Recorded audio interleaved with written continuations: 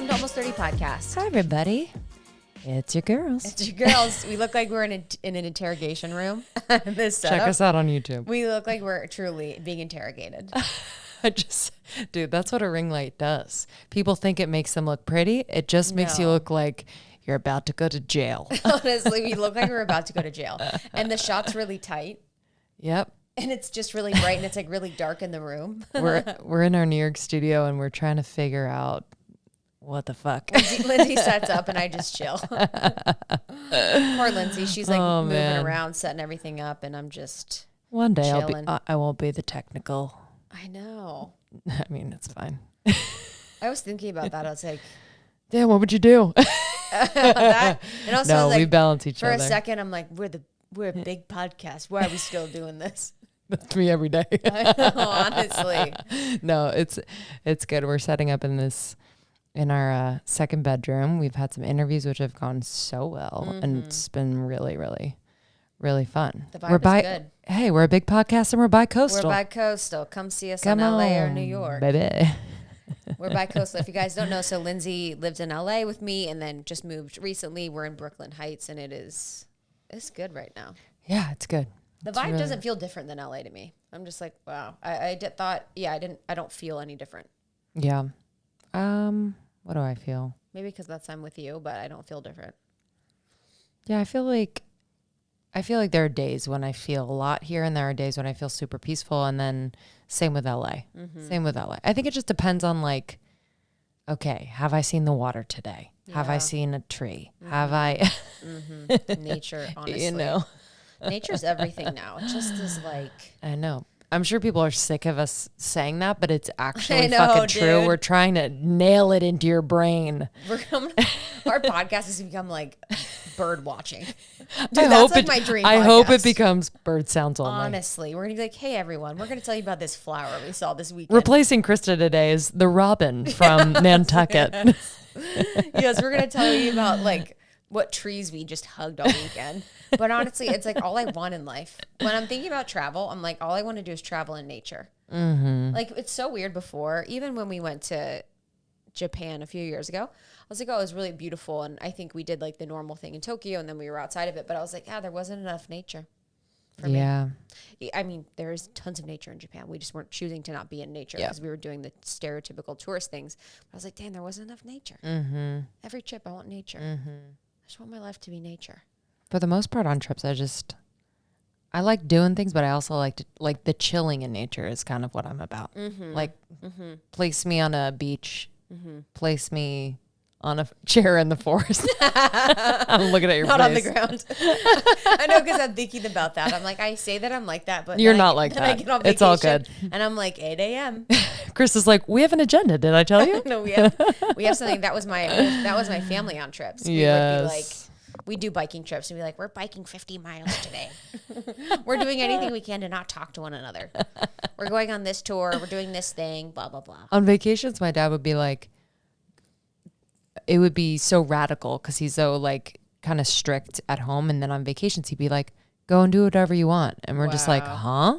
It would be like a brain fart. Yes. We're like, huh? It's like an animal in a cage. Yeah. You just stay in the caged area because it's like he's like, yeah, you know, we'll see you at dinner. Just go do whatever. And I was like, what? Yeah. I remember when I got older, when I realized I could like buy my own food. Like, I don't know why that was so like crazy to me. I was like, I can go to the store and buy whatever food I want. I can order. I remember when I first got my car, I was like, dude, I'm going to fucking go crazy. And I would get like Funyuns and shit at the gas station because my mom was so strict about her eating. So I'd be like, all right, yep, 4 Taco Bell tacos, please, because I can, and I have a car. Holy shnikes. Whatever. This episode with Deborah is just doesn't fit our intro, but whatever. No, I mean, well, we did want to touch on you know, what we're going to talk about in this episode. I think we can go a little bit deeper on in the intro. We really focus on the witch wound, which is, you know, actually something ironically that Krista and I had been talking about. We've kind of gotten like these readings over the years where they're like, hey, so you have a past life as a witch in the Salem witch trials, and you were on trial, and, you know, we both kind of have that past life experience of feeling, I think on a very like light level, it's like this misunderstood. Yes. It's the ability or the inability to be our like magical, wild self, mysterious self. Yeah. And like Ra in Love One talks about developing the magical personality. And it's like that magic part of you. And we work with Kiki, the opulent witch. And I'll never forget when we were talking in one of our workshops in the membership about like her being a witch. And she's like, the outcome of the witch is like in the intention of the heart. And so it's like, if you are, and I don't know if she said that, but that's sort of what I remember that. Yeah. But it's like whatever the witch is really like the intention of them. So if it is good, then the magic can be used for good. And that's really with anything. Like we're all as humans sort of casting spells all the time with like, with like deep intention, deep thought, like, you know what I mean? So there's all these levels of it too, but I think it's one of those words much like God where you hear it and you're like, zip. There's like an energy to it. There's an energy signature to it. There's almost like this, like radioactive quality of it that makes us feel a certain type of way. So I think for a lot of people that were really religious or grew up in the church, you can hear the word witch and just become very activated in a certain type of way. But I really like that she's reclaiming that. And I think it is more about reclaiming those magical, powerful aspects of ourselves that we can really leverage.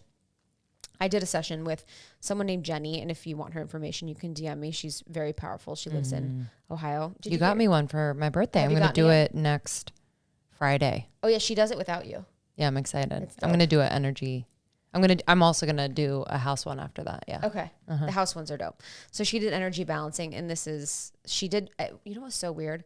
So she did the personal session, and she goes through the body and then finds energy that is stuck or still stagnant or still speaking to her from past lives. And she said the first life she talked about, that was a sailor or pirate energy. And do you remember we did that past life regression? I literally was like, talking about being a pirate in a past life.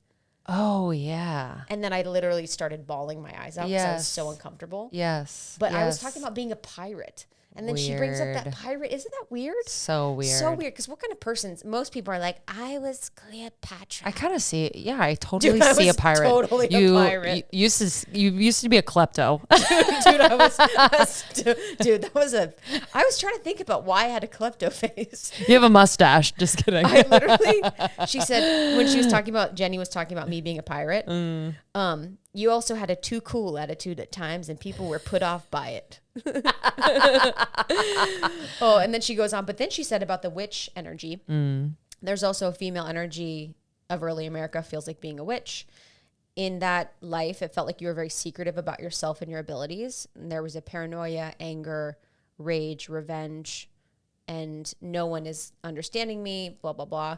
And it just felt like very true. Like I loved the piece of being secretive about our abilities, being secretive about our gifts. And that has to do a lot with like feeling like we have to dim our lights, feeling like we can't be as bright as we want, feeling like we can't be intuitive or, spiritual or whatever it is that we want to be. It's like that hiding, that self-censoring, which is really, really happening so deeply now. And I think there was a time maybe earlier this year or last year, and I think all the astrologers listening will know, but there was the same type of planetary transit as there was during the Salem witch trials very recently. Yes. And I remember really feeling that. Yes. I think it was probably 6 or 7 months ago.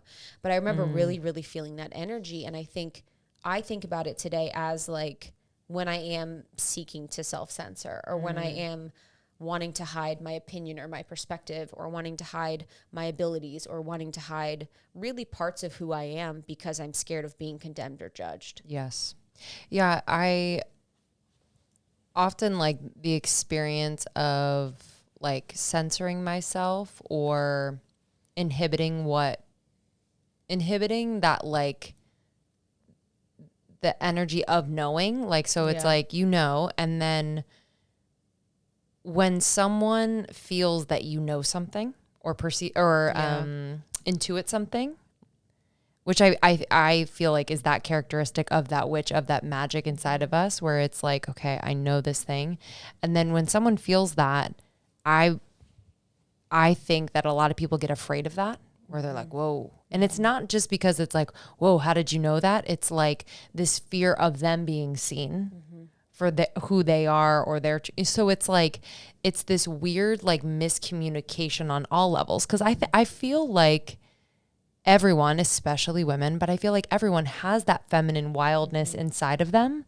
And so it's like what we're in now is like the triggering of all. It's like this triggering of someone's inability to own their own, and then me not owning my own because you can't. It's like very weird. So it's feeding one another. But we also talked about, and I just like have been thinking about, okay, what stories and fairy tales and movies did I watch like when I was younger and listened to when I was younger, that kind of perpetuated this idea that like princesses were kind of what you were to become or aspire to be. And then witches, you know, in the little like log cabin in the middle of the dark forest or what you should be afraid of. Noses, dude. Big nose with a wart on it, the hair growing out of the wart. And you're like, oh my God. Dude. But that's like the depiction of the witch, and like the witch is danger. The witch is evil.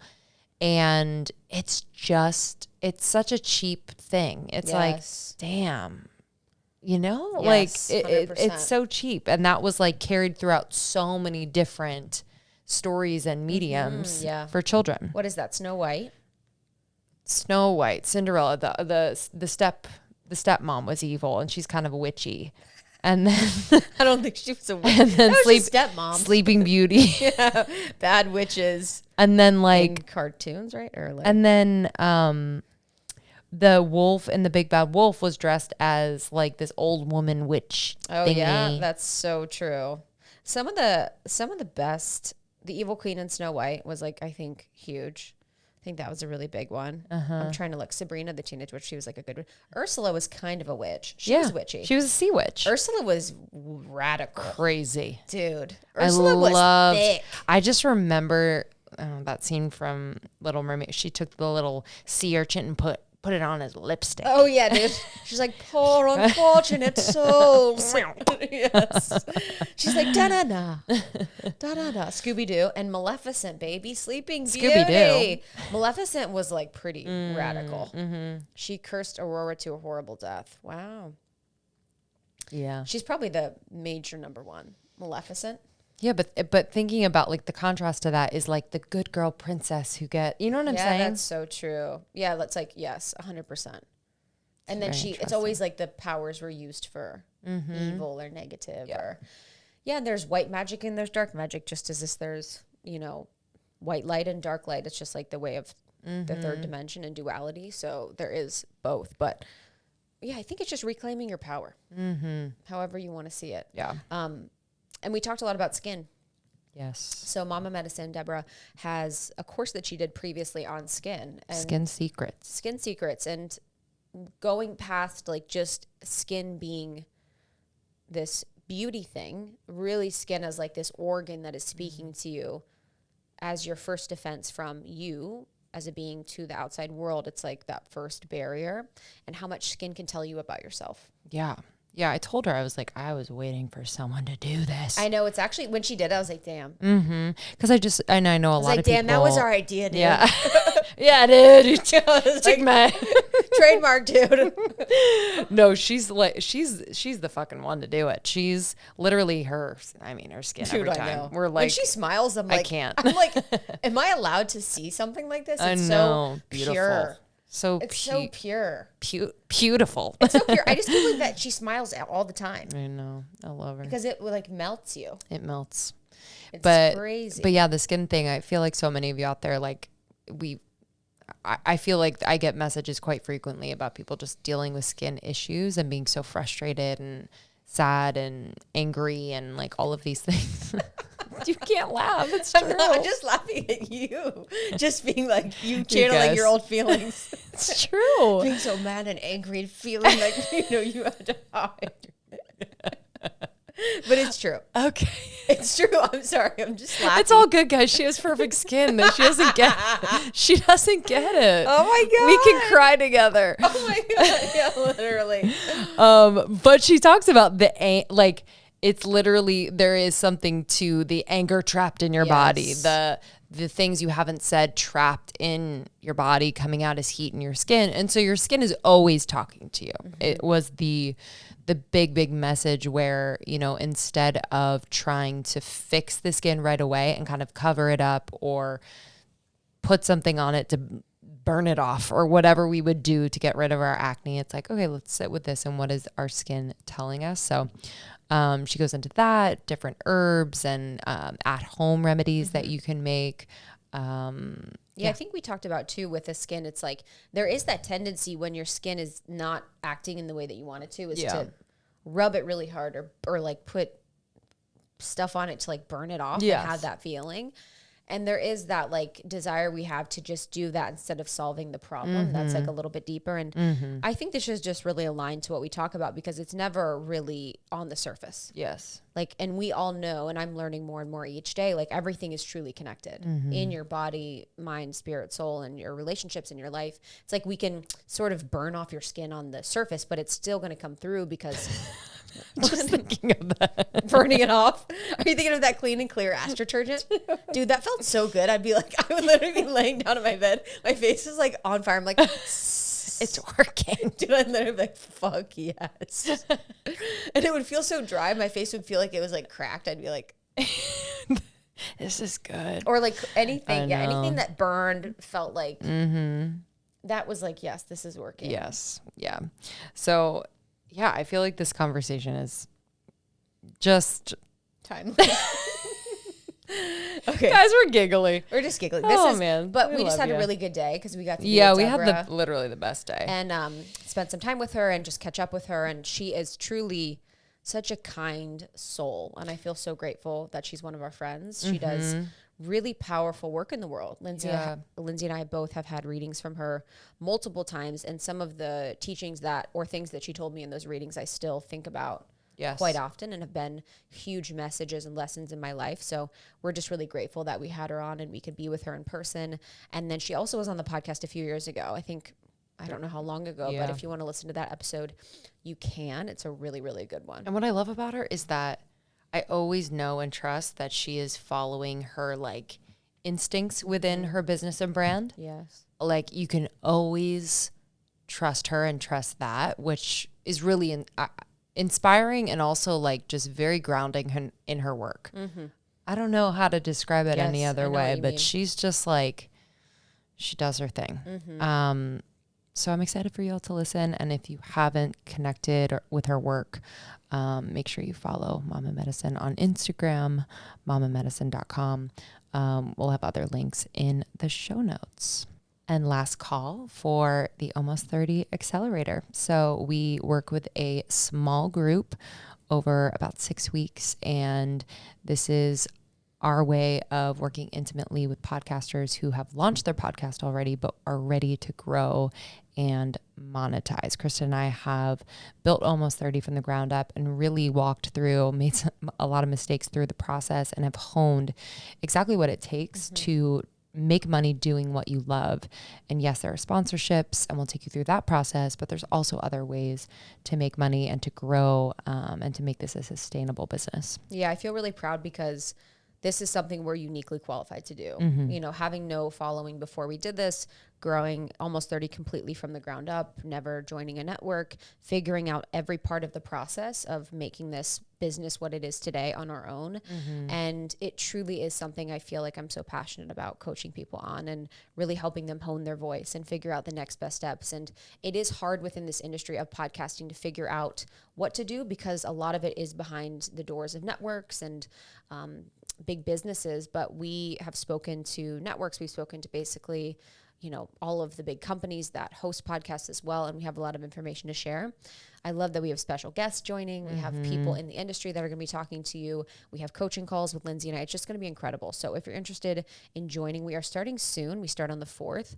And then our content drops the day before. We have our Q&A call on the 4th. And I'm really excited. If you'd like to join us, you can go to almost30.com and then there's the podcast pro tab and you can sign up there. All right, y'all. Thanks for listening. We appreciate you. If you love this episode, please share with a friend, someone you love and care about. It's always a nice thing to send them something that made you think of them. And for all things Almost 30, go to almost30.com. Follow us on Instagram at almost30podcast. And we'll see you on the other side. See you soon. I always say in LA, it's so weird because it's so beautiful. You're like, wow. But there's it's almost like it's like you see the beauty when you have your eyes open, but when you close your eyes, it's like you see something different. Energetically, it's like you see a cloud over it, or you see just like the wild spiritual warfare that it feels like is going on. Yeah, I think LA, when I've been tuning into it, I've been getting a no about going right now. But I've been thinking maybe I'll go in December. Okay. Something like that. Perfect. Yeah. We'll be waiting. When you tune in, you've been in New York forever, but when you tune in here, especially lately, I know you were saying that it's been really, really hard. What does that feel like? Really strong dogma is coming up. I've always loved how New Yorkers just will have zero issue telling you exactly what they think about you. That's been one of my favorite things about New York. There's no filter or veil. Yes. It's just this is what it is. I've always loved that. But I feel like the division has set in so strongly here that New Yorkers now feel like they need to tell you not necessarily what they think of you, but what you should be doing. What you need to do. Sure. Yeah. Sure. Yeah, you can feel it here. And that's what's so interesting. It's always the places that are have the most light. It's just, and that's what happens with gurus and leaders and religions. It's there's a lot of light and then that attracts distortion to it. So it's we want this thing for all people. It's a really positive intention. And then sometimes it just can get so brightly, positively polarized that it can get distorted. So it's we want this thing for all people. We want all people to be X, Y, and Z. And then the dogma comes in. Yeah. Where it's and then we have to do this. Yeah. It's the God exists and then the human brings the dogma, brings the rules, brings the the separation to it all, which is hard. Yeah, there is maybe a really blissful and harmonious place that we can reach within our minds and our bodies and our spirits, but I think it's important to respect that we all have different ways of finding that harmony. And even if there's a school of thought, the ideas you they make sense to you, or some book you read that makes a lot of sense to you or something like that, we then also all interpret these ideas and thoughts in different ways. And so I think we have to really respect the individual and the individual's intuitive process and intellectual process, and not shame people who think or feel differently than us. Yeah. And I feel I don't know if this is true, but maybe because I've always been in major cities. I feel we all have always been in major cities, but it is kind of this more, the denser it is, the more contrast there is. And maybe the more eyes there are on a certain place. I feel New York has eyes on it. LA has eyes on it. Certain cities just have a lot of eyes on it. And so it becomes kind of this weird, distorted magnifying glass. Yeah. In a way. Totally. And, look, I love LA. I love New York. I have to preface all my pain about being in New York also with, this city has been so good to me in so many ways. I met my love here. I had my baby here. The city has given me so much, and I feel a sort of weird responsibility to anchor in the concept of openness here in this city too. Yeah. But it's weird because you'd think that concept was so here. I know. Yes. I know. Mm-hmm. You would think that. Yes. There's like the perception. It was yes. here. It really was a thing. I remember you telling me that you were here for like a reason and a purpose. Like you felt called here. Yeah. Because when I think of you, I'm like, I'm always so excited because I'm like, oh, Mama Medicine's in New York. Yes. You know what I mean? Where it's like that anchor that, you know, it's just like a weird, I don't know. Do you feel like the purpose and the reason is kind of closing or ending? Yeah. Yeah. I think I activated what I needed to in this city. I think that I devoted a lot of my time and energy understanding that the city, and especially like the mental energy and spiritual energy here, really needed me. And I think I did what I needed to do here, and I'm getting ready to go. Yeah. Yeah. Yeah. Also just considering, like, you know, I have an 8-year-old and she's breathing in this air and she's like so energetically sensitive too, and just really mostly for her is the number one reason why I want to get out. Yeah. Yes. Yeah. It's, what was it? Whenever the fires were happening in LA, it was such a weird thing where I was like, wow, breathing clean air is a gift. Yeah. You know, you're like, whoa, this is something you always believe. Maybe not, you know, maybe just in the West, we believe we'll always have clean air, clean water. And when those things are like not happening, you're like, whoa, this is a level of like, you know, of earth miscare that like we've never believed we've got to. But so I want to just kind of even talk about like for people listening, because I do feel like a lot of people have been called to move, and I think the grids are changing so quickly on earth. I feel like there's so much happening that we can perceive and that we cannot perceive as well. So I think it's really hard to figure out where you want to be right now because there's so much change happening. For people listening, like, what is it where you should be in a place because you're part of the gridding of a different paradigm of being, and then what is it where the place isn't aligned for you? Like, how do you sort of play with that or think about that? Right, because a place can feel really hard, but at the same time, you're meant to be. I mean, my first year of being here, it was brutal. It was What was it like? I mean, I was living in a basement apartment in Flushing, Queens, that would flood when it would rain, and it would get like 2 feet of water on the ground, and then after the water would be scooped out with buckets, there would be these huge, gigantic cockroaches in there, and it was like, you know, it was like this tiny little like, and then also I was living there with this boyfriend who was like way too old for me, and just like all the wrong choices, you know. Like, he was like the worst. And I was living in Flushing, but I was working on the Upper East Side, so I would have this like hour and a half like traumatizing commute and all of that. You know, it was intense. I'm like, huh? Is that Yeah, dude. Deborah? I literally am like, wow, the mold, babe. I think about, I'm like, you better check your mold levels. I know, and I'm already so sensitive to it. Isn't that weird? Were you still sensitive? Like, that's what's so weird. I think about that with my past too. I'm like, wow, I'm so sensitive. And I think I knew what was going on, but I didn't understand fully. But your sensitivity, like, do you think it's increased over time, or how were you able to do that when now you would never be able to do that? I think I've always been extremely sensitive, like sensitive skin, sensitive to energy, sensitive to places. I've always been extremely sensitive, but I don't think I had like the self-worth and self-respect to sort of give myself the spaces that I needed to be so sensitive when I was that young. Yeah. And so it was like a learn the hard way and the slow way kind of natural evolution.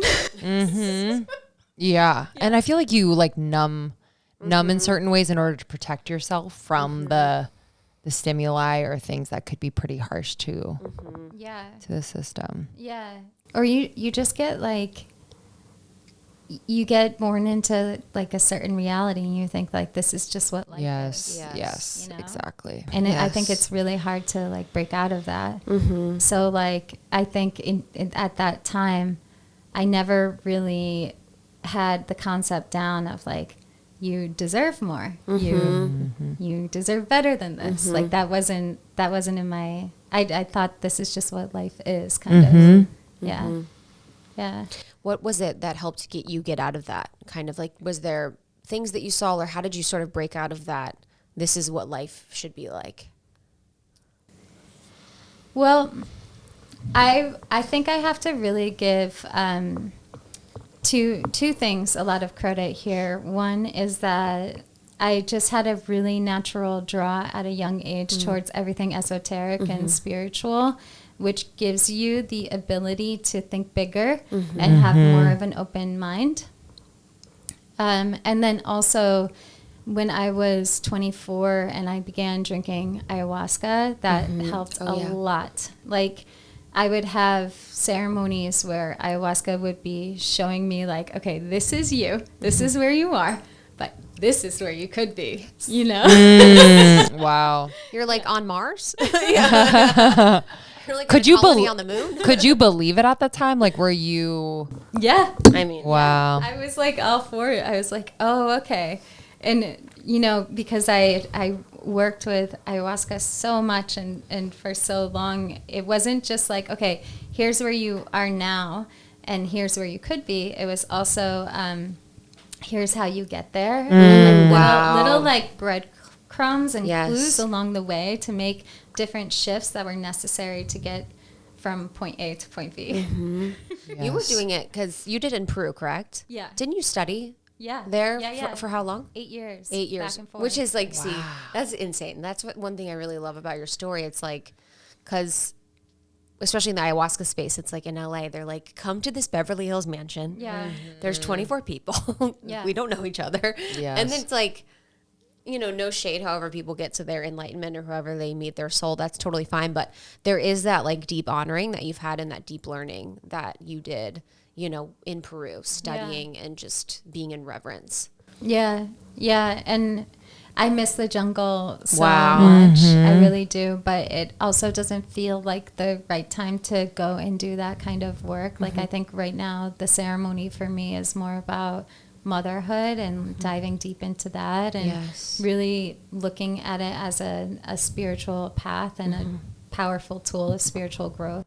Oh my God. Yeah. Have you ever had like resistance to those transitions? Like when you had your daughter or when you got married, or did you have resistance around that? Or were you always so like, okay, this is now my season? My daughter coming, so one of the things ayahuasca was showing me was like, you can have this child, because I think I might have told you about this before, but when I was 8, I had this huge tumor on one of my ovaries and it crushed the ovary, and then I had fibroids crushing the other ovaries. So the doctors were like, you know, you might want to consider adoption. And I'd been trying to have a child, and I'm making a very long story short, but basically I went to my teacher in Peru and he asked me if I ever wanted to have kids one day.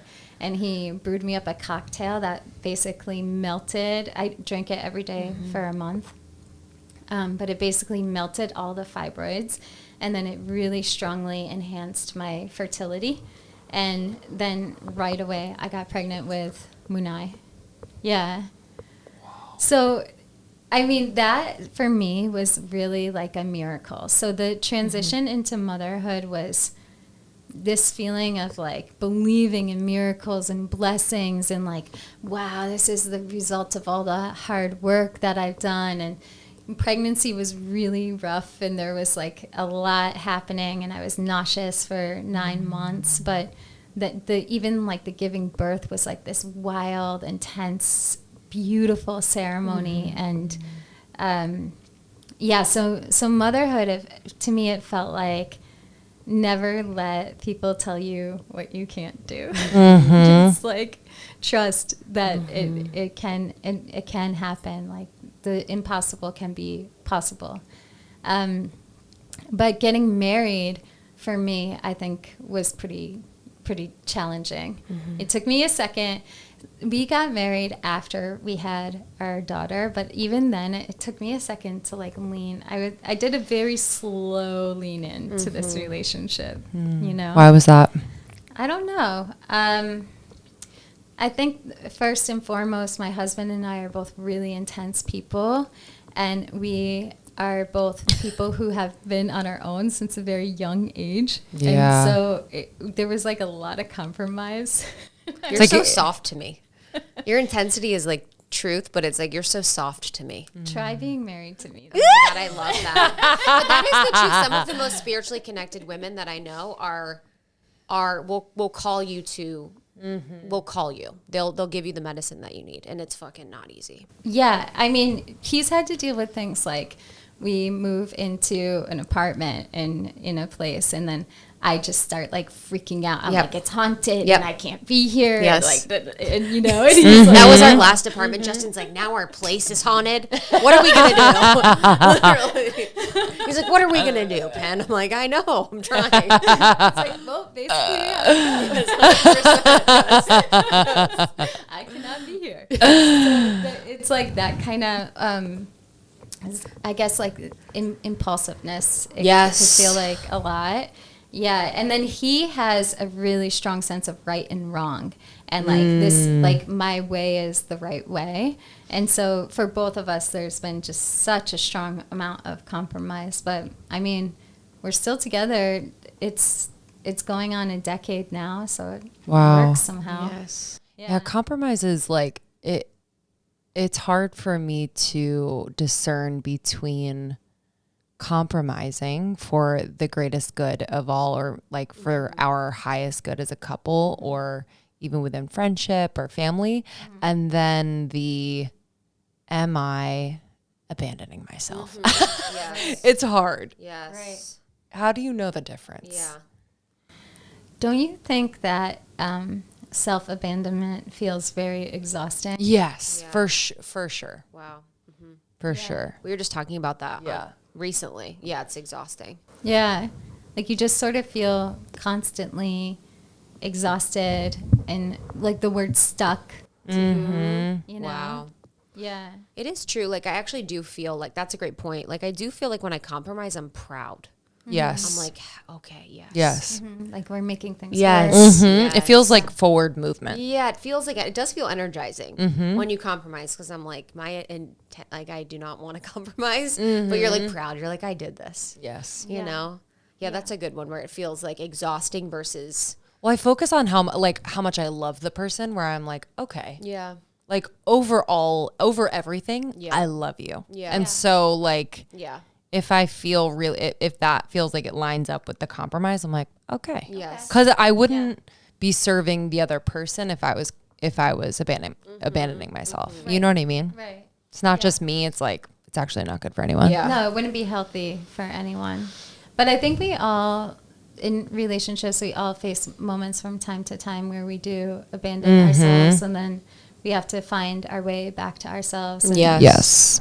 so I think love is sort of like the ocean. It's like the tide goes in, we come together. The tide goes out, we do our own work. The tide goes in, we come together. Yes. Yeah. Yeah. I think we could talk about that forever. I wanted to really talk about witch wound stuff too, not really talk about, but just when I saw you post that, I was like, ooh, that is so real right now. And I was actually, there was the podcast we were coaching. It's called Something Witches. And we were talking about that. I was like, it's about like reclaiming that power of the witch and reclaiming the word witch and like reclaiming just the magic that we all have. And I feel like this is so prominent right now, especially with like how much self-censorship people are doing, how much abandoning themselves people are doing, how much there is that divide energy. And there's sort of that, Witch trial. yeah, there's witch trial energy. I mean, both of us have had lives, and I'm sure you have. Yes. I'm sure you were our leader, and we were Yeah, also 100%. persecuted. Yes. You had the highest, like, highest. We're like, you go first, mama. Yeah, honestly. I would love, like, what inspired that? Well, do you remember how a couple years ago we were talking about a mentorship and I was like Yes. feeling into it and it wasn't really like there's something that was off about it for me. Not mentorship with me, just in general. In general, Yes. in general. Like, Just so you know, guys, she wouldn't be off with me. Okay? to the idea of like offering Yes. mentorship and should I do it or not. So, I've been doing this work for a really, really long time now. And earlier on in my career, I would mentor people and I would teach people, and I noticed it never really landed well. Like sometimes it did, but oftentimes it went to people getting into a place of comparison and competition with me instead of seeing their own light. And I have to take full responsibility for that, because earlier on in my career, I really truly believed that like meditation and a healthy diet and Reiki and enough time outside could like heal anything. You could heal anything. Like it was the way. I had a lot of my own personal dogmas that I didn't realize I was sort of perpetuating onto others. And so therefore they wanted to either become me, or they wanted to I sort of had like a lot of things where people would learn from me, and then they wanted to like take all my clients and like be like, I'm doing what she's doing but better, or I'm doing what she's doing but better and for like less money, or something like that, right? Wow.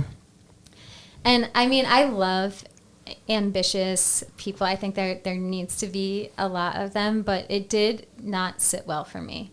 And so I stopped teaching people for a really long time. And then I think, after 2 decades in my career of doing what I'm doing, it feels like the time to begin to teach people. But I really had to sit with how to do this in the right way. And the witch wound is what came up. Like it's actually, I actually think it's not about me teaching you how to heal or to be a healer.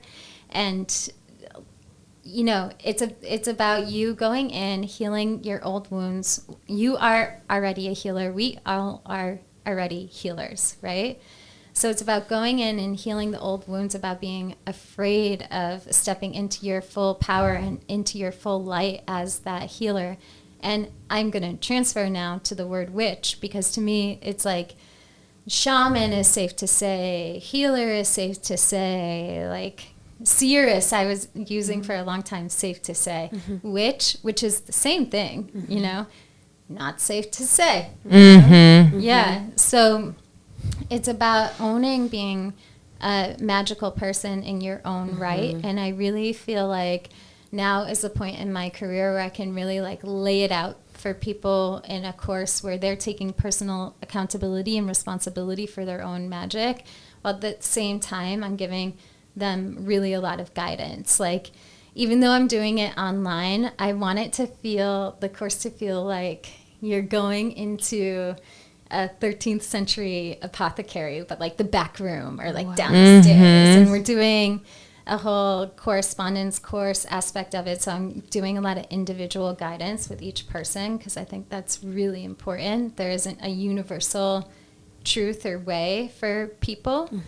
So I'm introducing different topics and ideas surrounding the witch wound, hopefully helping people to come into such a strong place of self-worth and self-acceptance that they realize a lot of the ways in which they've self-censored and held themselves back has also been holding back us collectively, And the people drawn to this course, I think there's already a deep connection to the collective energy in general. So you really look at the personal self-worth, and then you can heal the collective self-worth. And then my big plan with it is really activating universal healing, and to help people understand that there's really no difference between healing and being healed. While we do one, we're doing the other. Yeah. Therapy has been something that has changed both Lindsey and I's life. I was really hesitant before I found therapy. I didn't know what to expect. I felt scared. I felt like I was going to be judged. And now I realize how important therapy has been to me. It has been one of the foundations of my personal growth. And we're so glad to be working with BetterHelp because they make therapy accessible and they make it easy to communicate your way. Yes. So I love it because it's super, super affordable. You can do it from anywhere in the world, and they have different offerings. So if you're looking for a specific type of therapist, they will have it for you, and they make it really easy to change your therapist if you're not clicking. So this is your sign to finally get a therapist. Support, honestly, it has changed both of our lives. And we've just seen improvements in every aspect of our life, our career, our relationships, our relationship with ourselves. So this is your sign, y'all. Go to betterhelp.com/almost30 and you can get 10% off your first month. 10% off your first month when you go to betterhelp.com/almost30. And if you haven't already, please text us 380-600-3030. Text the word better to get the discount information for BetterHelp texted directly to your phone. Again, the number is 380-600-3030. This is our direct partnerships line where we make it super easy for you to have all of our discount codes sent right to your phone. ClearStem has been my MVP for the past couple months. It's so good, and I didn't expect to have another skincare brand that I was obsessed with and using so much in my everyday, and I have freaking loved ClearStem. Yeah, I am. So my routine is the Bounce Back Repair Serum. So this is their quote, no Botox serum. It is unbelievable. And then I use the Hydroglow Stem Cell Moisturizer.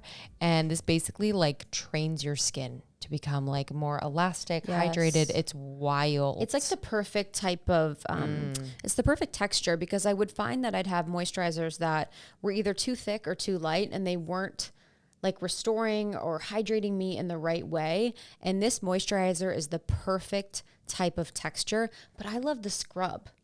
Oh, the scrub has been key. I use the scrub on my face and on my body, on my arms. I have KP, those like red bumps on my arms. So I'll use it to like exfoliate. And I've noticed that since when I get facials, maybe every couple months, there's such a big difference in my pores and my blackheads when I'm scrubbing with their vitamin scrub every other day.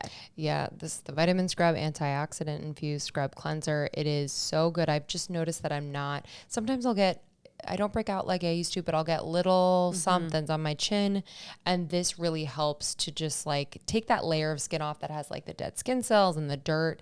And it is unreal. And we had the founders on the podcast. So make sure you check out that episode. I mean, we still get DMs about it. I was blown away. It was packed with skin. It was knowledge. actionable, packed information on skin. And what I really love about ClearStem too is it's affordable. Yes. So for the quality of their products, it is very affordable. I think skincare can get a little wild and crazy with how expensive it is, how many different steps in the system it is. And so ClearStem provides really quality products that are affordable. Yep. So for you, of course, we have a discount when you go to clearstemskincare.com and use the code almost30. You'll get 15% off. So this is for you if you are needing to treat your acne, anti-aging. They do both, which is very, very rare. So make sure you check out clearstemskincare.com. Use the code almost30 for 15% off. My supplement game has been fire lately, and I was sharing on my stories about my favorite products and really things that I take regularly, and all of those products are Hum Nutrition. I love Hum Nutrition. Some of my favorites are the Daily Cleanse. It helps clear skin and cleanse the body. I really, really love their Moody Bird. That's been really important for my hormone balancing journey. I love their counter cravings. I'm someone that loves sweets. It's like my whole jam. So it helps reduce cravings and boost my metabolism. And then I also love their collagen. Their Collagen Love helps my skin stay beautiful and bright, self-proclaimed by me, but I've been taking their collagen forever, and I swear by collagen, it is so incredible. Yeah, Hum has been in our supplement cabinet for years. We truly trust them. I would like to add to that list, I love the Mighty Night. So this is an overnight skin cell renewal formula. So it has CoQ10, it has ceramides, ferulic acid, valerian root.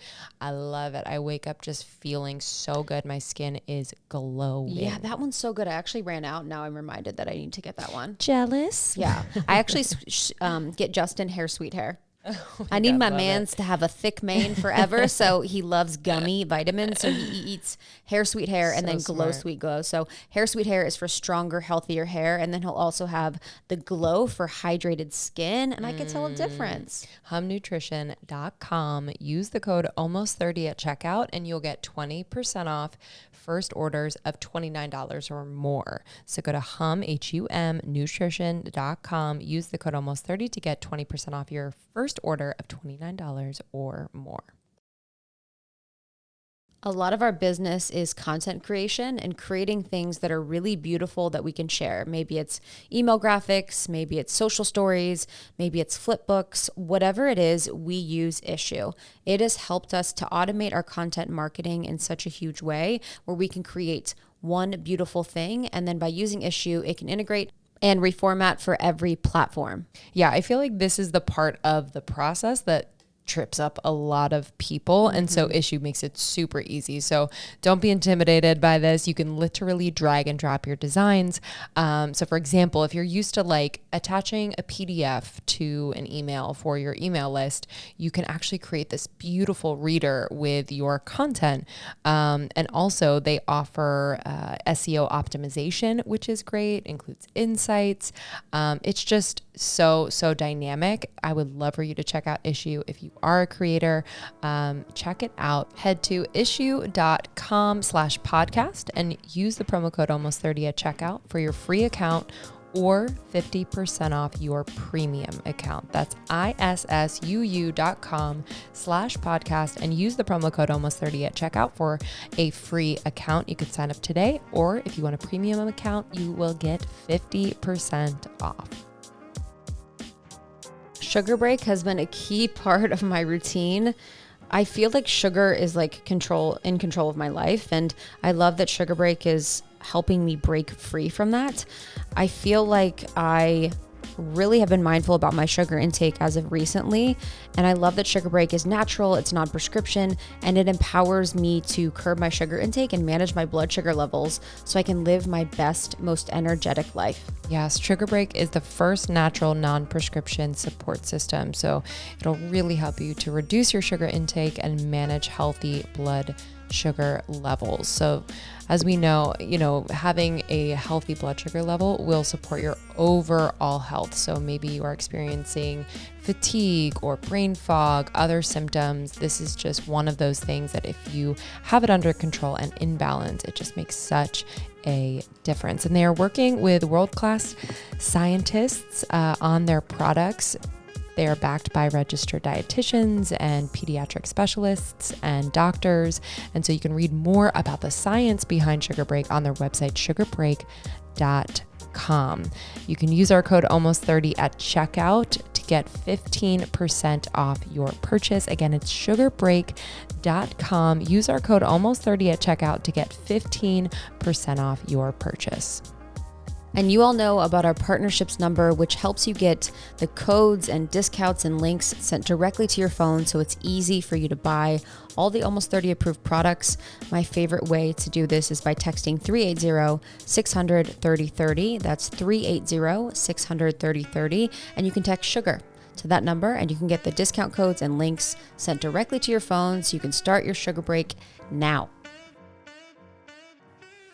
And I feel like especially women, we feel this, I don't know if it's like a passed down shame, past life, I don't know what that is, around our like innate magic, as you were saying. Is this coming from a specific like experience? Is it ancestral? Like, how would you describe how this witch wound is being transferred or inherited? I mean, I think that I think about this so much, but I feel like it goes back to the origins of monotheism in general. And Can you explain what that is? just one singular God or one singular way towards the afterlife, and in general not having enough embracing of mystery, which is feminine energy, and so really deeply needing to define death and define birth and define what happens after, instead of just being like, I don't know, and it's okay, and I have ideas, but it's just it's okay to dream and wonder and think. But like the second that I go, I am right and you are wrong, I've put myself in a place of ignorance. And so I think that that around that time there was this sort of like submission into willful ignorance. And I think that a lot of women maybe knew it wasn't the way, or really special men, those hermit men, those magical men, they knew it wasn't the way, but already, because there was that idea of this is the way and I am right and you are wrong, and the willful ignorance, there was already a fear brewing, Yeah, that mystery is so true. Like where we are afraid, or I think societally we are so afraid of leaving something as a mystery, of like really honoring a mystery. It's always like that seeking to know what is going to happen. Which is so interesting, because it's like the Egyptians in the Hermetica, it talks about the Egyptians, just like the mystery of the cosmos was like the greatest thing. Like in mystery was the greatest part of our existence. And it is funny because now it's like we have to have the answers, we have to have the reasons. Like there is not a lot of room for mystery, and there's even not a lot of room for imagination. Like imagination, think about how much time we allow for imagination, for that ability to just kind of like wonder and not know. And it was weird. I was on my flight, I was like coming in, and I came across, like we flew over this giant cemetery. It was like huge. And I was just thinking, I'm like, wow, we are like so hilarious that we are like so obsessed with this fear of death and what's on the other side, that we protect our physical body in this box that's padded with makeup on, and we wear our best outfits. Like we will not let go of our body. And our body is like so small. I was like, wow, that's so hilarious that we do that. Like it makes no real sense, but we have such an attachment to the body. Our families and friends, rightly so in a lot of ways, have this attachment to our body, but we cannot let ourselves believe like if my body doesn't exist, then like I don't exist. But I think with the witch wound too, there's so much in history around like the rise of the Catholic Church and and that's a lot of monotheism too. So the rise of the Catholic Church, and then women feeling like they couldn't show their powers. They couldn't show a lot of these things. And I feel like that's where I feel so connected, because I grew up in the Catholic Church and I feel so deeply connected to the witch wound.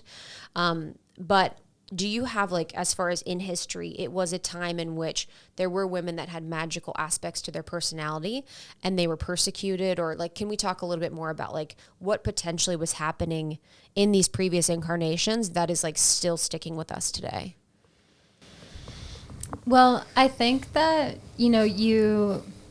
you really look at Europe a lot for the witch trials, but I think we have to really take into account that witch hunting was happening everywhere. And so we can look at the Catholic Church. However, like, I think it's taking just like a teeny tiny little portion of it. Like, I think that the way animals who are like huge and beautiful, like lions, or like white lions especially, are just like hunted and slaughtered. Like I think that's they're being, they're like witches. They're it's any time someone feels really small and insecure from their intolerance and ignorance, and they see something or someone else who they feel has some sort of power, and they need to control it, or they need to kill it, or they need to wipe it out because that makes them feel more powerful.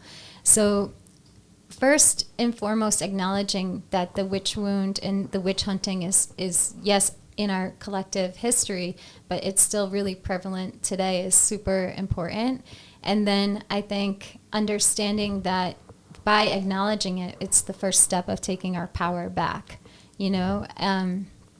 I think like everyone who will be attracted to this course probably has had a past life as a witch in some way, right? But it's not as much about that necessarily. I mean, we're going to unpack that big time. We're going to for sure get into it, but it's not as much necessarily about that as really looking at how these historic events continue to play out, where they continue to play out, what we can personally do about it. So it's healing old wounds, sort of, you know, but it's also healing these current wounds that have just taken on different shapes and forms. And it's like the energy of it, which is like the self-censorship, the denial of the magical personality, the belittling of someone that's different. And it's like, I feel like with witches, and the same thing with the white tiger, it's like, it's always when like God has gifted them something that they don't understand. Yeah. You know, it's like this beautiful divine gift that people want to take the essence of or steal from. Right. You know? Right. Or just because like they don't understand it. Yes. Then they fear the mystery. It. Yes. Right. So then they have to wipe it out. Yes. You know? And yeah, I mean, the witch energy, it's very unpredictable. You know, we're very intuitive, and we act on a whim, and we go for what feels right, and we go for what our heart says, and that can't be necessarily quantified, contained, or controlled. You know, it can't be given necessarily like scientific merit or anything like that, right? And so instead of going, wow, you're very different from me, you have a very different way of living, I must have something I can learn from you. People feel small and disempowered themselves with their own past lives and their own lineages and all of that, and they go, you're different from me, you act different from me, so I have to try and either control you and get you in line, or I have to wipe you out. Yeah, I was thinking about, it's like the visual of what are those dolls that like live inside of each other? The Russian dolls, where it's like there is this like collective witch wound, and then like very, very much down to like the micro of like within each of us, there is like the hunter of the witch and the witch, you know? So it's like, it goes, so it's really, it's like starting there, which I think is what the course is, you know? But it's actually hard to, it's sad to think about, you know, that it's manifested so deeply that like we also are, and like looking at those micro moments where we become the persecutor of the magic, of the mystery, and just kind of catching ourselves a little bit and like pulling up so we're not, you know, that's very a matrix. Important. That's very important because yes, I do feel like even myself, I think that's very important. Even for me, when I go into witch wound work, I'm like, I was a witch and I was persecuted, and you're in this victim mode and making yourself this like victim being. But there have been lifetimes where I definitely have probably been on the other side as the persecutor. And I think even in the work of like Jordan Peterson, he studies a lot of the darkest people, and that's what Carl Jung does as well. When you study the dark, it's like you need to understand that you are that too. Like we are the persecutor as much as we are the persecuted, which is huge. Yeah, I got really into Ancestry.com and like looking into my family history during like, I'm like, I don't want them to have my DNA. That's me. I'm like, they're not having my DNA. You know, like if you know like your parents and your grandparents, you can like trace it back basically. Found out a lot of interesting things, but especially around the witch wound, which was a part of what inspired this. But the thing that I want to bring forward the most in regard to this conversation is that I had an ancestor who, at the Salem witch trials, was signing the declarations against the women. Like he signed the declaration against Sarah Good, and then and then also had an ancestor who was murdered at that time. Like the Salem witch trials. Wow. You know? And so when I was looking at that, I was like, okay, this is probably why or one of the reasons why Yes. I feel so incredibly sensitive to this, because I think within my own lineage, I actually have personal wrongs to try and right. Mm-hmm. You know? Yeah, because your family was the people that were sort of doing the persecuting. Wow. There was Yeah, both. both. You know? There was Yes. Oh, yes. There was both. Wow. Yeah. Wow. Yeah. Yeah, for a lot of, yeah, and I think bringing in the persecutor is really interesting, but I do feel like right now especially there is so much of that rising of the feminine, and I think there's very clearly, obviously, the rising of the false feminine, where you see the false feminine, which is perceived to be all of these things, but then there is the feminine, which is that like chaos. It's that creatrix energy. It's that like unpredictable. It's that creation. And that's so important right now, because when we think about what's happening in society and how important it is that the feminine rises, it doesn't look the way that I think it's being perceived to look. It actually looks like destruction for us to completely create something new. And it's so important. Can you talk a little bit about like the witch wound and the feminine and the masculine? Yeah. So I think that women have been painted within monotheism, or just when basically, if you go way back to when we switched from a more matriarchal society to a patriarchal society, women have been painted as you're meant to be subservient, you know, and yet before that, women were warriors and they were fierce and like healers, and it's like, where is that now? Where is that now, you know? Yet I think that every woman feels it, like, you know, that's why, like, if you go back to 2012, there was like a bit of an energetic shift that happened there. That's why I noticed with my work, all different kinds of women started to be much more excited. What is that herb? What is that crystal? What are you doing there? Like, that's so interesting. Like, what is that, right? And I think that that's coming up more and more, because we do just have this really strong natural sense of connection to our intuition, and I think men have that obviously too. They have their own feminine energy and they can connect to it in their own way too. I don't think it's necessarily about which kind of body you inhabit, but it's about owning your feminine energy as powerful and wild, and the wild being powerful, and, you know, like letting go of those ancestral fears of the dark wood, the dark forest. Like you sometimes you have to go into the dark forest, and you have to spend time there without any supplies, because you have to find yourself. You have to find yourself. So like with the Witch Room course, it's like, I don't want to be the one to tell you what your magic is. I don't want to be the one to tell you what your healing powers are, your healing capacity is. I want you to like go within that dark wood and go within your own wild feminine, that stormy sea, that just the wild. And I want you to discover it for yourself, like kind of almost set up like a vision quest kind of journey, and really take away all the comforts of the subservience that we've been conditioned to believe. And then go into the wild and find your courage and know how strong you are. And then you pull it out and you come out and you're like, Yes. It's like Women Who Run with the Wolves. There's one of the tales in there about going into the dark wolves, going into the dark wood, basically. Yeah, well, I mean, if you look at a lot of the fairy tales we were raised on, like the dark woods, the wolves, fear. Be afraid of these things. Be totally afraid of these things. But both like wolves and the dark woods, these are great teachers. These are super important teachers, you know. Oh, the old woman living in the hut. Careful, because she's gonna eat the children. You know what I mean? Like these are like fairy tales we were raised on. We have to understand how much they were conditioning us. You know. I know. Actually, I went on like a kick because Jordan Peterson again talks a lot about like the myth of fairy tales and like mythos and fairy tales, and there is like, when you look at them from like a different type of lens of going through the ascension process or going through enlightenment or something, you're like, whoa, what the hell? Like, how was Pinocchio about blah, blah, blah? You know, Yes. you think about all these things. It's like, were we understanding what was going on? I don't know. And we were also shown like just this ideal of beauty in fairy tales where like the beauty was captured. The beauty was put into a youth too. Youth and beauty was captured. And it was like, this tamed is perfection. This tamed is what you need to aspire to be or have. Yeah.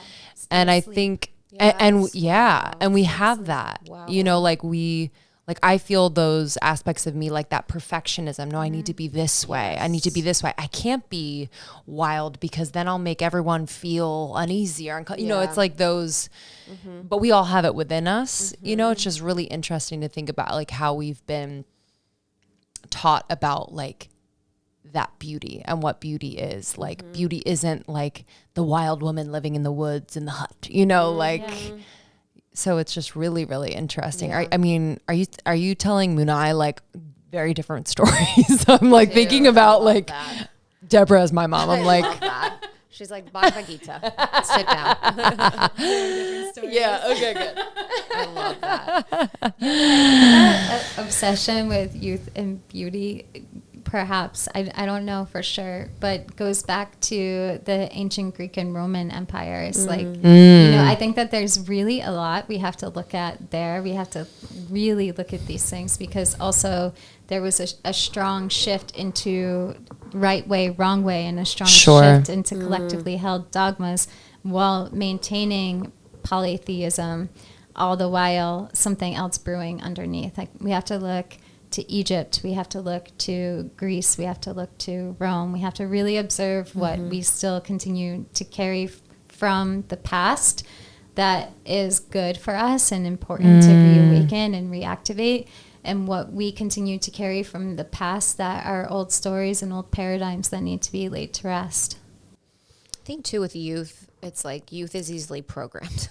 You know, there's like sometimes this obsession, I feel like, in culture with youth, because it's like this is the most impressionable group of people that we can program into whatever way. Right. Yeah. So when we have an easily programmed group or impressionable group, it's like that will always be the focus, because if you think about like an older woman that's like 70, she doesn't fucking care. You know, like what you think. It's like she is set in her ways. And when you get older, you just kind of realize in your awakening that you can't really be coerced into some of the things that happen. But it's interesting with the beauty thing because, yeah, there's such an interesting thing about beauty where there is like part of it that's like sometimes in Love One, they actually talk about like negatively polarized entities are oftentimes the most beautiful because they're serving themselves, because it's like self-serving. But then also too, you think about beauty in nature and you're like, wow, this is like number one God, like flowers, this is number one God. And then with people, you know, you're like, wow, there is like something that we find so peaceful about beauty and comforting about beauty in some ways. But then there is also the negative about it. So can you talk a little bit more about that, like beauty? Well, I think beauty is something that we also become incredibly dogmatic about. Yes. You know? Yes. And then if we look at women, especially, there's just so much judgment Yes. when it comes to like how you take care of yourself, what you feel is beautiful, how do you feel beautiful. And there's a lot out there about like be positive about your appearance and all of that. But a lot of times when you get into these like positivity realms, there's a lot of judgment for people who maybe are not actually feeling really positive about their appearance and want to change things. And either way, there's just so much judgment in that. And I actually think that a lot of the dogma that we see in beauty is when it comes to people, especially when it comes to women, is based on a lot of these old paradigms. And there's a lot of witch wound in all of it too, you know? So I think that to be able to appreciate the beauty in moments and understand the passing of things and that everything arises, abides, and fades away, rather than just beauty based on if somebody's face is symmetrical or what they're wearing or that kind of thing is really, really important. Like, can we begin to see the beauty in each moment of life, as well as each step we take, each moment that that we have, you know? Yeah. I feel like we could talk about the witch wound forever. I do. I kind of want to bring in the beauty piece and into skin, because I feel like you're. Yeah, that was crazy. Yeah. That skin course was crazy. Yeah. And I was literally, and I didn't know it was going to be you. But when I went through my skin thing, I was like, I really want someone to talk about what I experienced, because it wasn't the things necessarily that I was using. It was something like otherworldly that changed, you know. It was more spiritual than anything else. So I would love to just kind of bring that into the conversation, because not only are a lot of people out there struggling with their skin, but I also think the aging process, which is beautiful in itself, but we're sold youth. Yeah. Every other commercial, every other Instagram post. Yeah. So I just want to talk about, you know, what you have discovered through your own skin journey. Yeah, I mean, so I was telling you before, I've always had super sensitive skin. Like the wrong material, if it touches my skin, I'll get like total hives and things like that, which I think led me into a more holistic kind of skincare and beauty routine very early on in age. And also it led me into becoming like a low-key skincare nerd, you know?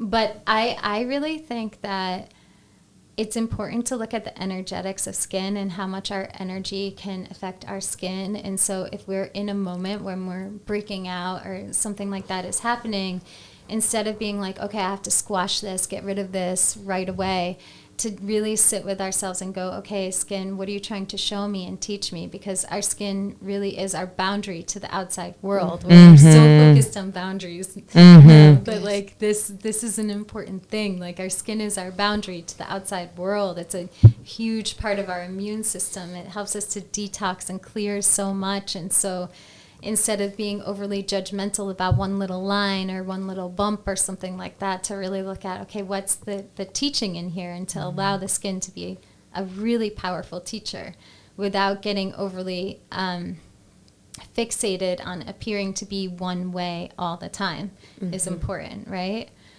So with Skin Secrets, the course I did, there was like a few things that inspired it. One was I really wanted to talk about the energetics of skin and how to how to get more into intuitively tuning into your skin and asking it what it's teaching you. I wanted to get into not judging each other with each other's skincare choices. I thought that was really, it was like a little rant I did in the course, but it's hilarious. Really important. Can you say more about that? Well, I just feel like if you are someone who deeply feels like you don't want to get chemical peel, right?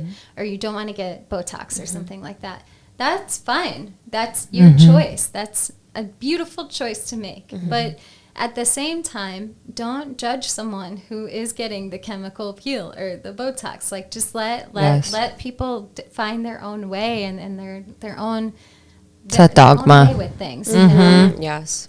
Yeah, and you know, we of course want each other to be confident. I think that deep down, that's where all of that judgment comes in, is like, I love you, or I admire you, and I want you to be more confident. I want you to be more confident. But we have to deeply understand that we all have different metrics for what feels like confidence to us, for what helps us to feel strong and what helps us to feel like at home in our skin, you know? I feel like there's no greater love than like letting people do what they want to do. Yes. And like letting them choose what they want to choose, and letting them have the freedom of their own experience. Yeah. You know? Yeah. Yeah. So I really get into that. And the beauty of just like accepting that we all have to find our own ways, right? And I also really love herbs, herbal medicine. So we get into like making your own things and how you can do that. But the biggest thing that I offer in the course, which I really loved creating, was the spiritual root causes behind different skin concerns. and it's a whole chart. But it was a really fun thing to make because there's so many things that it's almost like somatics. But just for the skin. There's so many things that we have coming up in our skin at different moments in different places at different times, and it just shows you what it all could potentially mean. Wow. What's an example? Like maybe like acne on your chin. Okay, well, that to me would be usually holding something in that you've needed to say for a really long time. And actually, like, that feeling of, like, always clenching your jaw, and that you're holding it in for so long that you're starting to get really angry. But you don't let yourself feel your anger. So you're holding it in, but like you're angry. And like, it's like you want to go like you want your jaw to come out, but instead it's just coming out in your skin because you're suppressing it so much. Wow. Yeah, it's like that heat. That anger is heat. Yeah. Yes. Completely. Yeah. What other skin things? Wrinkles. Well, wrinkles where? On your forehead. This, to me, this is... Is it avoidable? What? Without, yeah, that's you, true. You know? You tell us. You don't have a wrinkle. I know. Yeah, this one. Oh, this one doesn't have a wrinkle. I was like... You're like... I'm like, it's time for the bee. I actually think forehead wrinkles show like a deep interest in learning and study, and I think it's like a big sign of like a high consciousness in a lot of ways. So like you really want to be conscious and you really want to learn, and you know, a lover of learning, especially new things. Yes. I feel like too, it's like people that I know, and over time, it's like the more embodied you are, the more you glow. Like there's a glow that people have in their skin and their being, that I guess in their being that we perceive as their skin. Yes. But it's like, what would you describe that as?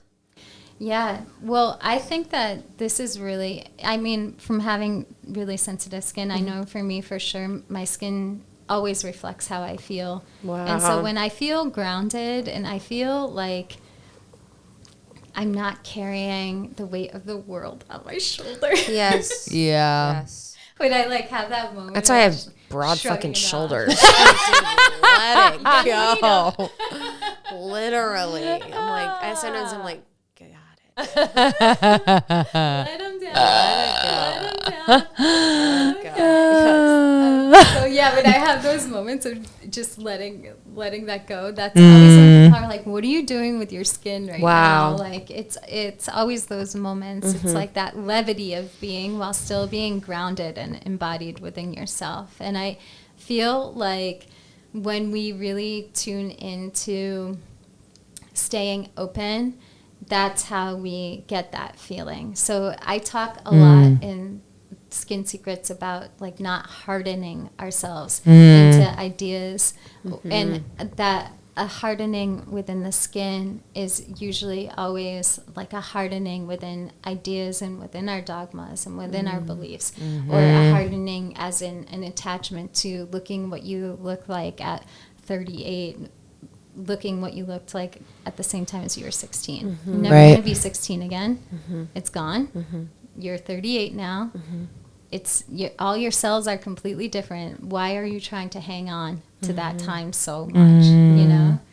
Yeah, that's what's so interesting about aging is like, yes, all of your cells are completely different and new right? and new every 10 years or around that. Like, yeah. So the aging thing, you know, I don't know if it has to happen as quickly. I know there are different things that affect skin, body, etc., but it's interesting to think about that they're new every 10 years. Yeah. It's so why do we that age? It's like your computer of your body's like reprint.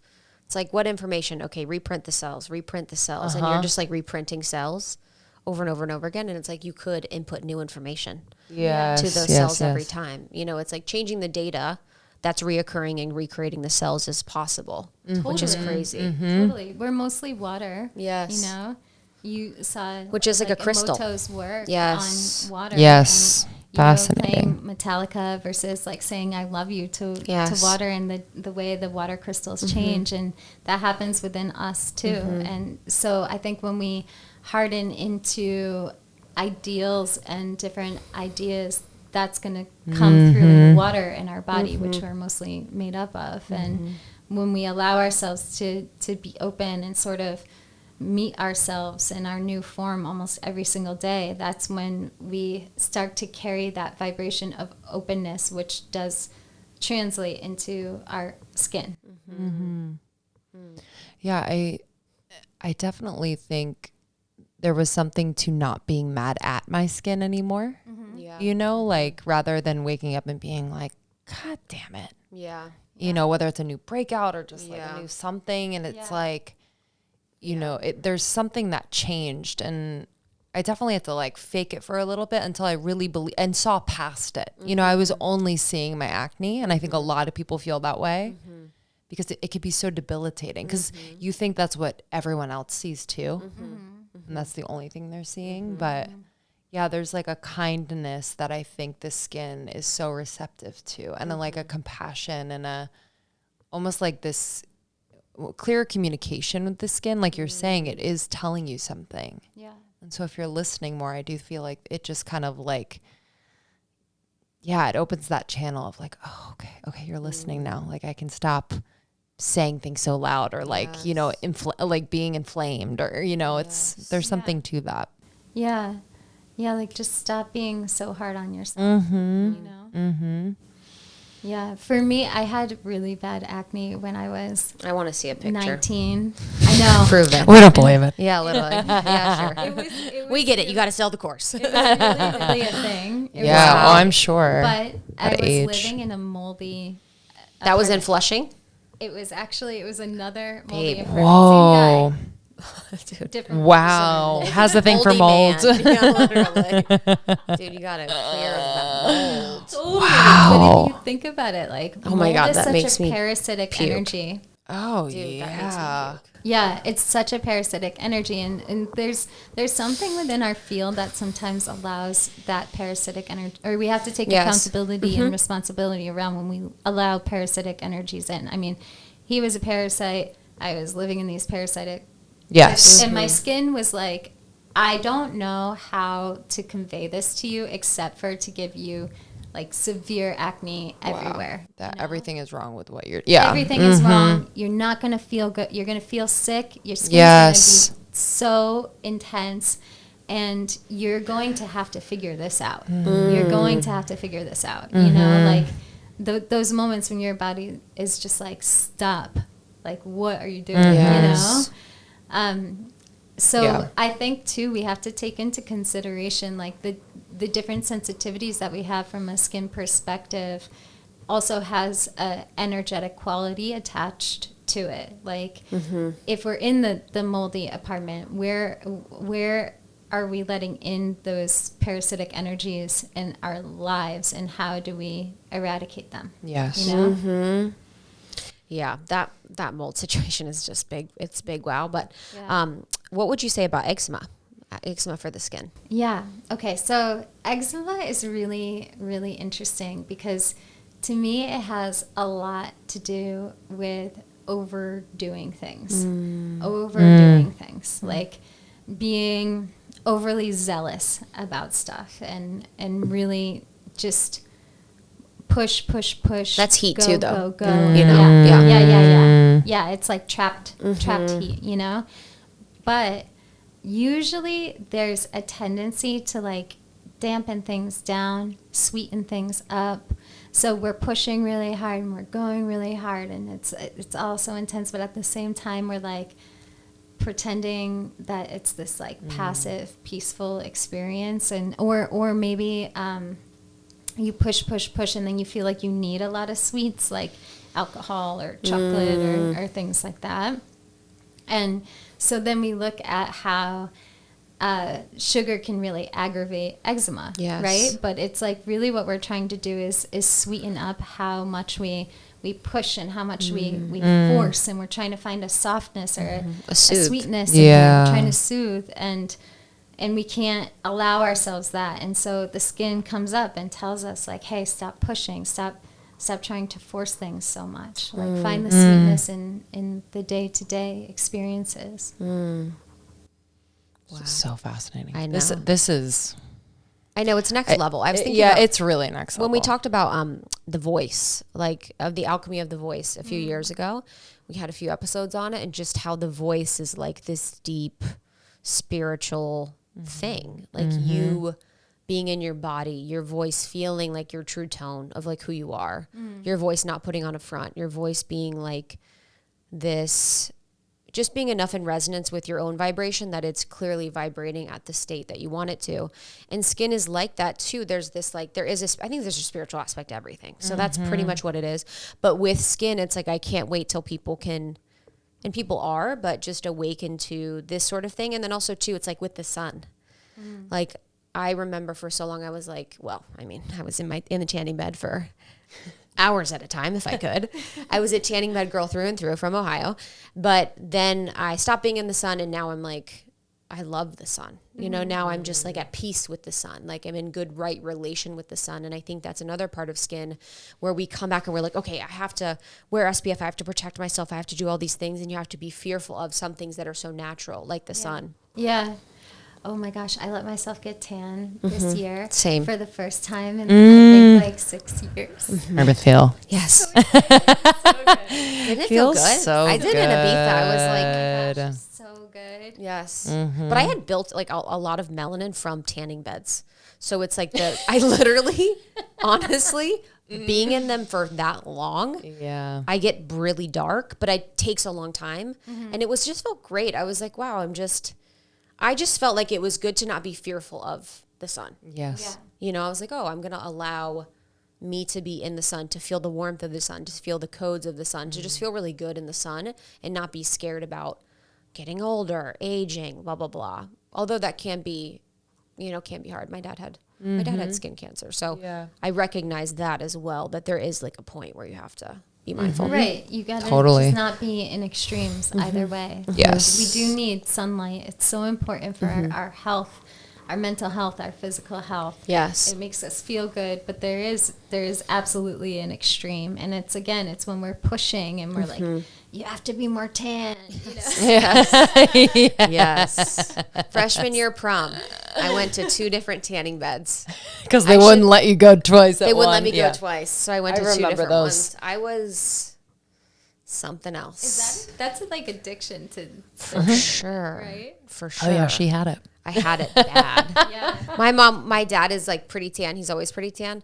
But my mom was like, wow, you really got the olive in high school. I'm like, dude, I'm tanning every day. I was like, dude, you're my mom. And You're like, oh, this orange? yeah, honestly. No, I would get really brown, yeah. but it was like, this is just very odd. I was in Ohio. Like, what's going on? No, totally. What's going on here? I would love to, for my last question, just kind of where we are now. So we're kind of nearing the end of 2021 and, you know, you being in a place like a big city epicenter of just a lot of things. I guess what message would you have for people who are sensitive, who are, just wanting to appreciate the beauty, wanting to have a full life, to shine really bright, like all the cheesy things that we say, but like are really real and also really hard to actually embody in a time like this? Like, what message would you have for them? I think it's super important to trust how you feel. And also to make sure that you're giving space and time to observe how you feel. Because these are very hard times to navigate. And really from 2020, I think probably there's 4 years of challenging times to navigate. And there's going to be probably even more external shoulds and shouldn'ts and external forces. So that's why we have to be able to find our own internal hermit's cave that much more. and tune in and check in with how we feel, while at the same time not feeling as though you're alone in how you feel, you know? So you've discovered how you feel, but usually you're never alone in how you feel. Like, really doing things or surrounding yourself with people who, or animals who, or plants who, or whatever it is, but really practicing feeling less alone, while at the same time taking time alone to observe how you feel. Yeah. Yeah. Yeah. Yeah, it's like unplugging from one source of like chaos information messages and then plugging into actual source. And Yeah. Yeah, and being really careful, especially if you're living in a city, being really careful about what you're letting into your aura. yes. You know, being really careful. Like, it is a time actually to not expose ourselves to too many toxic people or toxic places or toxic foods or toxic habits and patterns. Being really, really careful with these things. Like, right now, we almost need to try to be as healthy mentally, physically, spiritually, emotionally as possible. And it won't always be like it, but it'll be a lot of work to maintain that state of health. But we have to really focus on health as much as possible, rather than get caught up in the vacillating waves of perception of the world around us. Yeah. Yes. Yeah, it's always a comeback to self, which is so beautiful. But this has been amazing as usual. We love you so much. I'm so excited we get to hang after this. So we can like dig more. But we have another episode with Deborah that we did previously, probably a year or so ago. And I then think it was It was more. maybe it was Yeah. 2 years 2 ago, years 3 yeah. years ago. What is time? I don't even know. Maybe a year's hilarious to say. I know. You were living, you were living in your old place. It was probably 3 years ago. It was 3. Yeah, it was definitely a long time ago. It was yeah. either like 1 month or 10 years. Yeah, literally. Honestly. But we'll have all the links for your stuff, for your courses and stuff in the show Retreats. notes. And highly recommend you connect with the amazing Deborah. Thank you. Yes. You're welcome. Bye, Love guys. you. Good to see you. Bye. Bye.